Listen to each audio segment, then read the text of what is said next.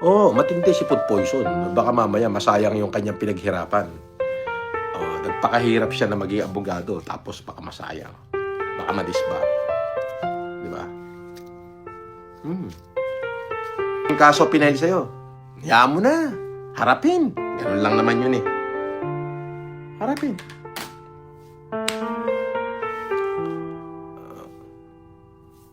Di ba? Hindi naman ako nagsasalita. Pero wala naman ako maitago kay food poison eh. Lagi ako napipicturean sa lahat ng ano eh. Pero may mga bagay na hindi siya napicturean. Marami siya hindi napicturean. Ben Tumbling, boss, I feel like I know FG. Is she a female lawyer? Yes. I thought, sabi ni Ben Tumbling. Basahin nga natin. Sabi ni Ben, parang kilala ko si FG. Babaeng lawyer ba siya? Akala ko ba kasama rin siya sa et al. Na mga kinasuhan mo noon? Actually, yes. Kasama siya. So, hinihintay ko na lang yung kung papabor sa atin yung resolution. Kung magkakaroon na ng resolution yung ikinaso ko sa kanila. Pagdating kay judge, naka-ready na yung mga abogado ko. I-amend yung pangalan niya. Isasali yung pangalan niya doon. Yes. Tama ka, Ben Tumbling. Tama ka. Yes.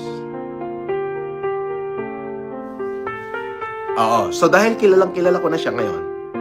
So, halimbawa, na nagkaroon ng probable cause, naakyat sa korte, pag unang hearing, i-amend agad ng mga abogado natin yun. Ibibigay yung mga pangalan nila. Actually, ano yun? Kasama nanay nun. Yes. Tama ka. Tulong doon sa mga kababayan. Ang dami daw nag-iiyakan doon. Grabe, meron daw doon. Hindi pa pala na-check up ng doktor magmula yung kanyang mata, magmula nung ipinanganak siya. Na-check up lang. 68 years old na siya. Doon pa sa mission natin. Di ba? Ayun. Antindi. Darboy Flores, shout out. Si Landeres, Boss FLM. Bumata ka tignan dahil sa gupit mo. Tunay na libre. Oo. Nauso yung